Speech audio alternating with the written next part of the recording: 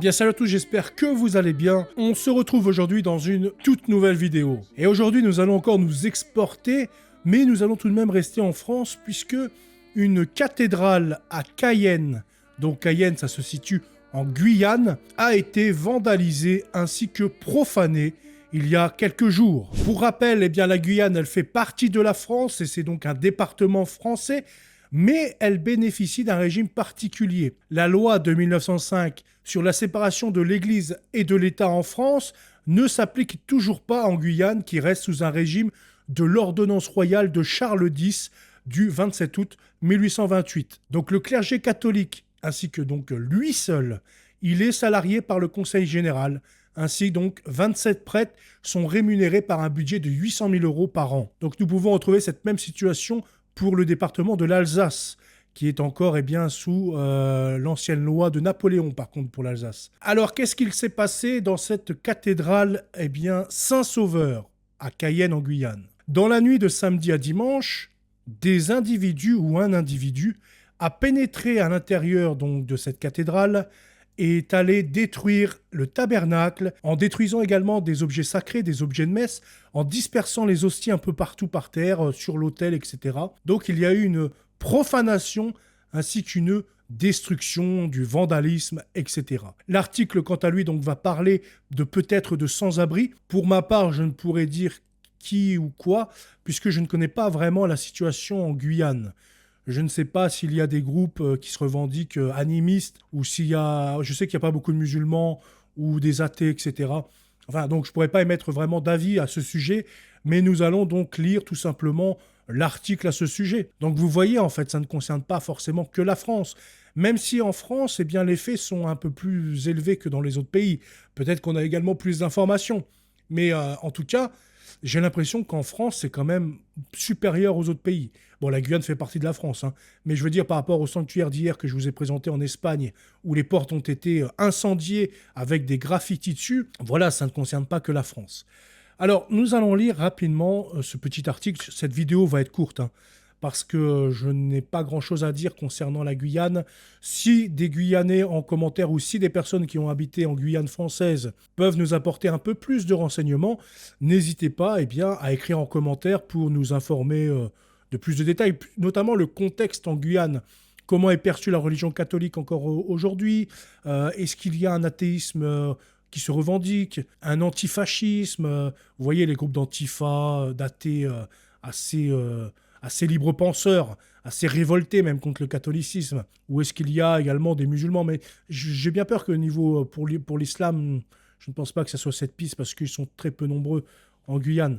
Peut-être que c'est un SDF aussi, hein, parce qu'il y a une pauvreté également à Cayenne. Mais pourquoi cibler une église catholique quand on est pauvre? Je ne sais pas trop. Enfin, en tout cas, peut-être voler des choses à la rigueur, si on est pauvre, machin, on peut pas manger. Mais de là à venir fracturer donc le tabernacle et à disperser des hosties, je ne vois pas en quoi un SDF ferait ça. À la rigueur, voilà, comme je disais, il vient voler des choses, ou alors il vient dormir à l'intérieur. Ça, à la rigueur, ok. Mais bon, en tout cas, voilà. Les messes dominicales ont été quelque peu perturbées par la découverte effectuée ce dimanche aux premières heures de la matinée. Les paroissiens de Cayenne sont abasourdis. Dans la nuit de samedi à dimanche, l'un des prêtres de la cathédrale Saint-Sauveur a retrouvé l'édifice vandalisé et profané. Le tabernacle, qui abrite donc le ciboire contenant les hosties sacrées, a notamment été dégradé. La porte du lieu de culte a, elle, été fracturée et de nombreux objets religieux ont été brisés. Une enquête devrait être ouverte et confiée à la police. Elle devra déterminer les motivations de cet acte de vandalisme. Aucune revendication n'a été retrouvée sur les lieux. Les fidèles, quant à eux, pensent à un acte isolé qui pourrait avoir été commis par un sans-abri. Depuis la ville de Lourdes, dans le sud-ouest de l'Hexagone, où il participe à l'assemblée plénière des évêques de France, donc Monseigneur Alain Rancé n'a pas caché son indignation. Profaner une église, c'est comme frapper sa mère. C'est notre maison commune et Dieu y habite. J'ai de la peine pour celui qui a commis cet acte et je prie pour lui. Car frapper sa mère, c'est l'une des pires déchéances humaines, a-t-il déclaré à la rédaction de MO News. Donc l'article, j'ai oublié de le dire, est issu de MO News. Vous allez pouvoir le retrouver en description comme d'habitude, si vous voulez lire de votre côté, ou si vous voulez partager la vidéo ou l'article, etc., qui parle de ce fait-là. En tout cas, Monseigneur Rancé dit des choses très vraies. Parce qu'en fait, quand on profane une église, c'est comme si on frappait sa propre mère. L'église catholique, eh bien, est l'épouse du Seigneur, elle est notre mère, c'est notre sainte mère. Sa petite église, donc les églises locales, c'est également notre mère. C'est là où Dieu y habite. C'est là où est notre maison commune. Et donc, que vous soyez catholique ou non, ça reste votre mère. Parce que Dieu est votre père. En tout cas, Dieu a créé les hommes. Donc que vous revendiquiez catholique ou non, bah malheureusement, il est quand même, il fait partie de votre paternité, il est quand même votre père. Après, vous pouvez accepter de devenir des vrais fils de Dieu par le baptême. Mais dans tous les cas, c'est le Seigneur qui vous a créé. Le fait de profaner une église, ça impacte tout le monde. Athées, catholiques, musulmans, bouddhistes, etc. quoi. De son côté, l'administrateur de la cathédrale, Pierre Neuville-Cospard, est révolté. Quand nous arrivons dans une église, c'est pour une rencontre avec notre Seigneur, pas avec le désordre, affirmant que l'auteur des faits est arrivé bien outillé. Donc alors là, on a quand même deux versions. Dans la première, on nous dit que ça peut être un sans-abri. Et de l'autre côté, l'administrateur de la cathédrale, j'ai dit Pierre, n'importe quoi, c'est Père Neuville, excusez-moi, je suis à l'ouest. Et donc il affirme que l'individu est arrivé bien outillé, car apparemment, donc peut-être que le tabernacle était quand même bien sécurisé, ou alors au minimum, il y avait une belle serrure. Et il a réussi quand même à la péter.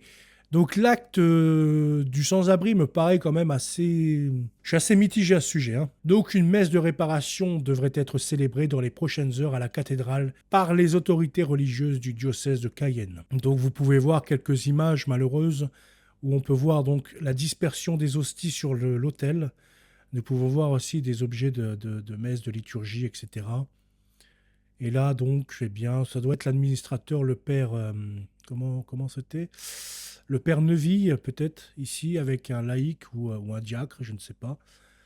En tout cas, qui constate donc les dégâts subis par cette malheureuse cathédrale.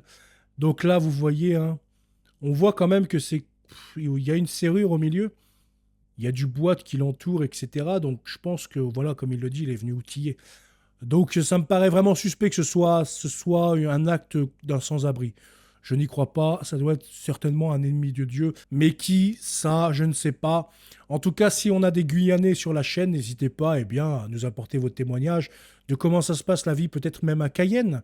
Comment se passe cette vie-là religieuse, qui sont les ennemis des catholiques en Guyane française, etc. En tout cas, voilà pour cette petite vidéo. J'espère qu'elle vous a plu et je vous souhaite une excellente soirée. Salut.